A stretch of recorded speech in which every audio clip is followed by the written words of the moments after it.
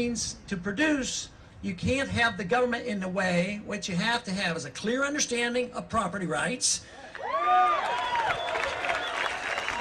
You have to have a clear understanding of monetary policy, not fiat money, but gold and silver as legal tender.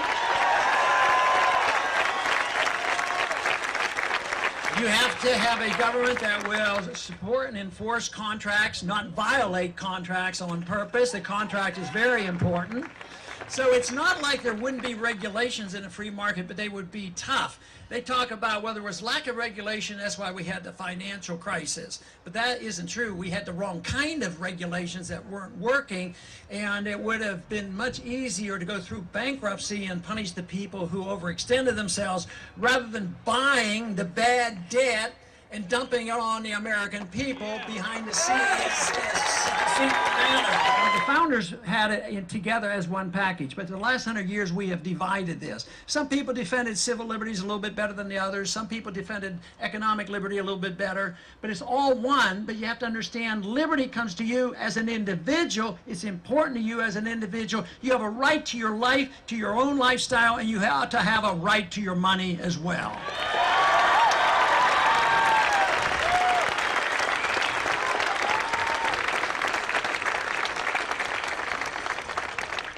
I'm convinced a revolution is going on. It is an intellectual revolution.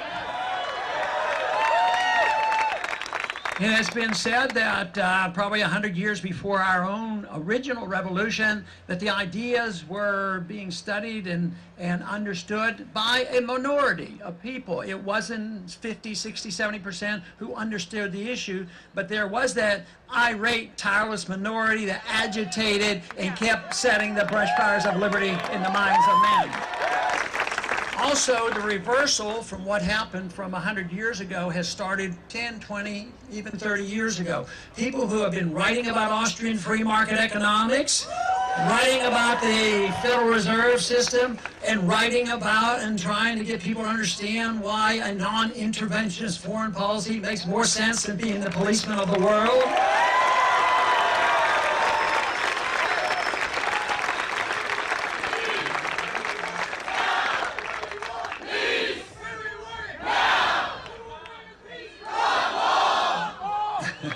Thank you.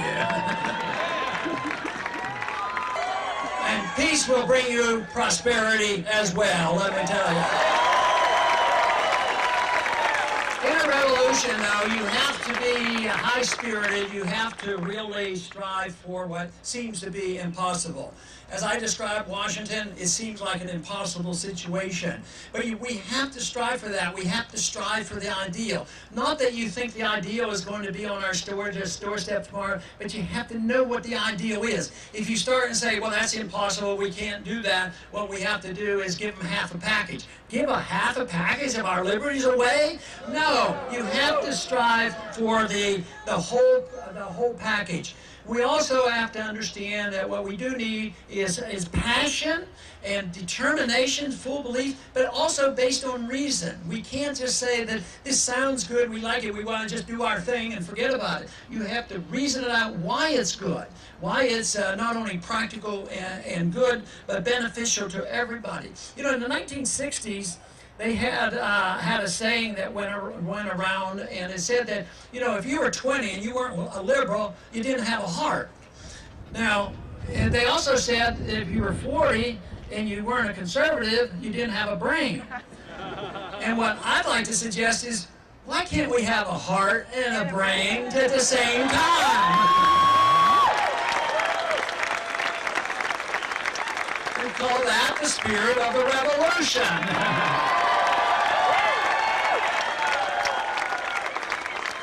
Many times in revolution, in my own personal life, in being engaged in trying to promote causes, people sometimes want to measure, well, how many laws did you get passed in Washington? Well, 95% of the people in Washington want to pass laws that increases the size of government. Why do I want to be on the list of saying how many laws I passed in Washington? So, most likely, if we are determined and our numbers keep growing and the enthusiasm there, our success will far exceed the expectations. And I already see this. I mean, just in the last 4 years, the amount of energy that we're seeing, it's just fantastic.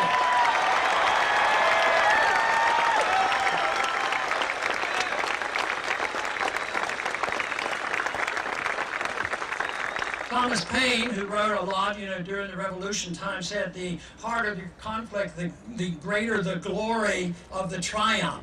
So it is going to be difficult, but it is always glorious to have success. And we will have success. Am I saying we're going to have success next week, next month, August, or November? In some ways, we will.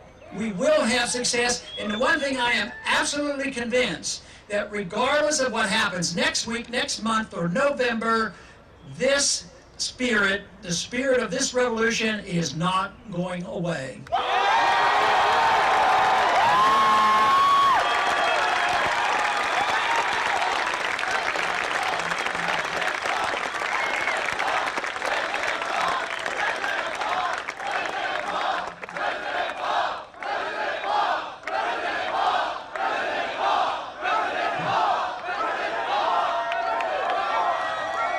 It truly confirms the fact that an idea whose time has come cannot be destroyed by armies or governments. It's too pervasive, and we still have tools to spread the message.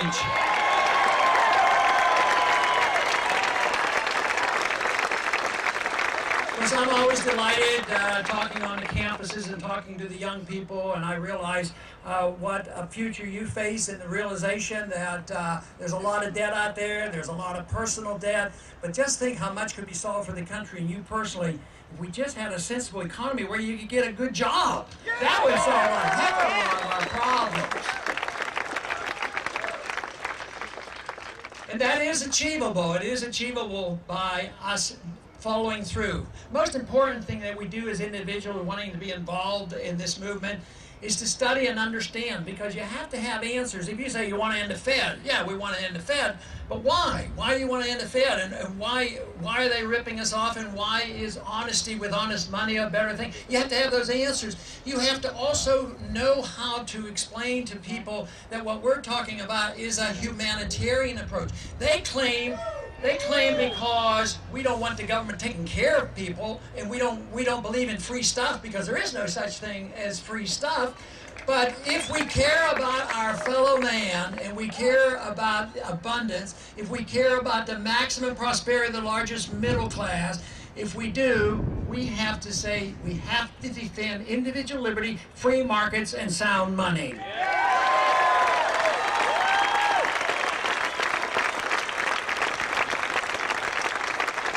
I would like to paint this as uncaring and not concerned about our fellow man, but freedom is the best way to take care of our fellow man.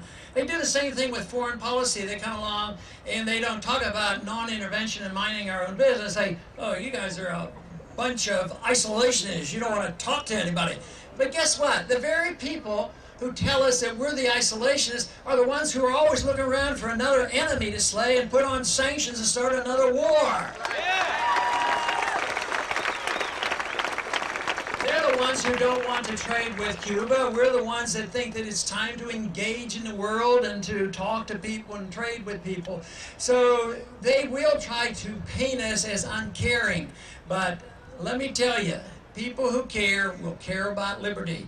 And this will never translate into an absolute majority, but I'm certain that our numbers are growing by leaps and bounds. These prairie fires of freedom are being spread, and there's nothing but good news out there, precariously so, because we don't know exactly. We may have something happen. There may be a false flag incident where some ship goes down and you be used for the excuse to accelerate the next war.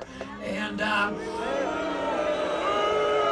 we have to learn to distinguish war propaganda from the truth.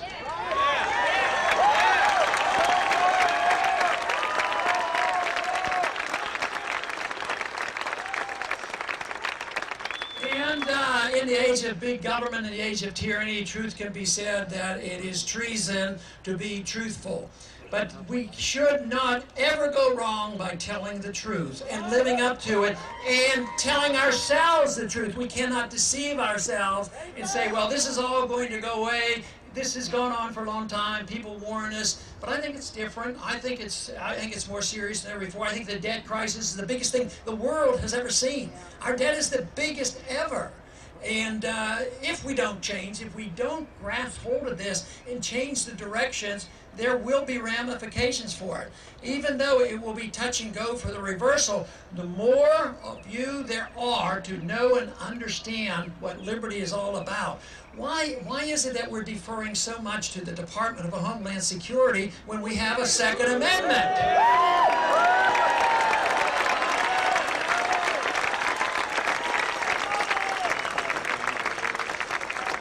Why do we allow our courts to rule that you can be strip searched by any police officer without any reasonable cause?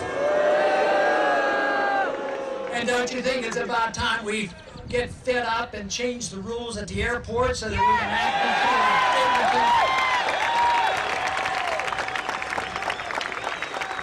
And also something, an order I would like to cancel is that 500 million rounds of ammunition that the Department of Homeland Security just ordered. What do they need that for?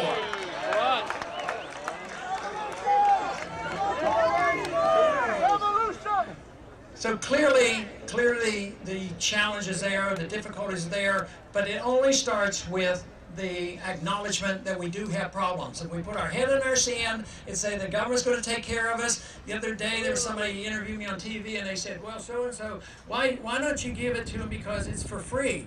I said, what is for free? The government, it has nothing for free. They have to steal it from somebody to give it to somebody else. And in the process, they undermine the productivity of a society. And that is what I think is so important, is to strive for freedom, because I think this releases creative energy. It is a way we strive for excellence and virtue, and we become productive to ourselves, and we can take care of ourselves. And everybody has that responsibility. We all have different talents, and we'll do different things. But I am also convinced that all of us, regardless of our talents and regardless of our monetary reward, I think the sense of satisfaction that we have is not related to the amount of dollars we end up with. It ends up with the satisfaction that we have taken care of ourselves, because there are a lot of people who have a lot of wealth and they aren't all that happy because they don't have this sense of satisfaction. That sense of satisfaction only can come from a free society that protects your freedom to run your life, be creative, and to assume responsibility for you and your family.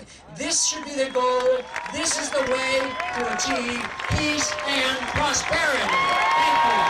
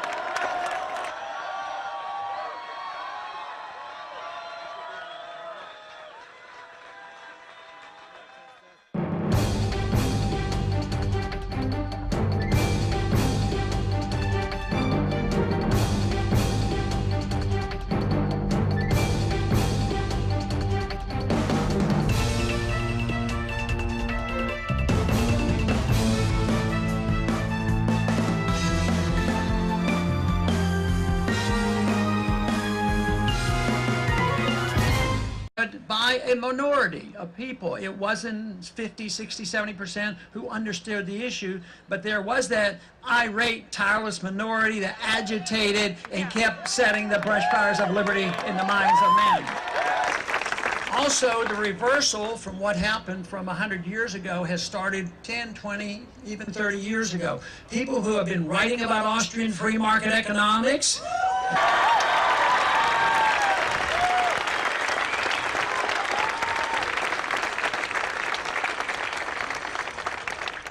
I'm convinced a revolution is going on. It is an intellectual revolution. It has been said that probably 100 years before our own original revolution, that the ideas were being studied and understood. American people behind the scenes. The founders had it together as one package, but the last 100 years we have divided this. Some people defended civil liberties a little bit better than the others. Some people defended economic liberty a little bit better, but it's all one. But you have to understand, liberty comes to you as an individual. It's important to you as an individual. You have a right to your life, to your own lifestyle, and you have to have a right to your money as well. Means to produce, you can't have the government in the way. What you have to have is a clear understanding of property rights. You have to have a clear understanding of monetary policy, not fiat money, but gold and silver as legal tender. You have to have a government that will support and enforce contracts, not violate contracts on purpose. The contract is very important. So it's not like there wouldn't be regulations in a free market, but they would be tough. They talk about, well, there was lack of regulation, that's why we had the financial crisis. But that isn't true. We had the wrong kind of regulations that weren't working, and it would have been much easier to go through bankruptcy and punish the people who overextended themselves rather than buying the bad debt and dumping it on the